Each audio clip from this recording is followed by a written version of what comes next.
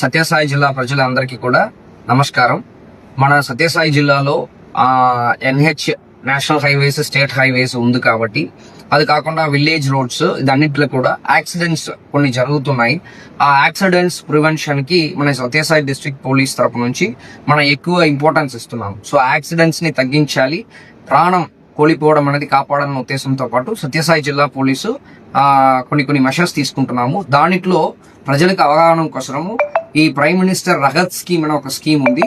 దీనిలో 1.5 lakhs cashless treatment arrange చేయడం జరిగింది. అంటే ఎప్పుడు యాక్సిడెంట్ జరిగిందో అప్పుడు నుంచి ట్రీట్మెంట్ కంప్లీట్ అయి డిశ్చార్జ్ చేయడం వరకు కూడా ఈ రగత్ స్కీమ్ అనేది అప్లై అవుతాయి.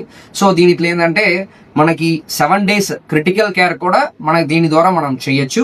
ఇది అంటే గోల్డెన్ అవర్స్ అంటాం. ఒక యాక్సిడెంట్ జరిగిన తర్వాత ఫస్ట్ 1 or 2 hours చాలా ఇంపార్టెంట్. వాళ్ళు ఎవరు విక్టిమ్స్ ఉన్నారో వాళ్ళు ప్రాణం కాపాడడానికి ఆ గోల్డెన్ అవర్స్ లోనే ఇమీడియట్ గా హాస్పిటల్ అడ్మిట్ చేయాలి.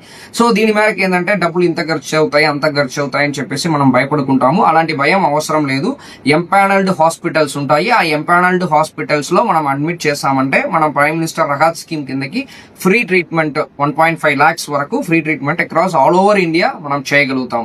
ఈ పర్టికులర్ ఈ బెనిఫిట్ ని ప్రతి ఒక్కరు కూడా ఈవెన్ నార్మల్ సిటిజన్స్ కూడా ఇది తెలుసుకోవాలి.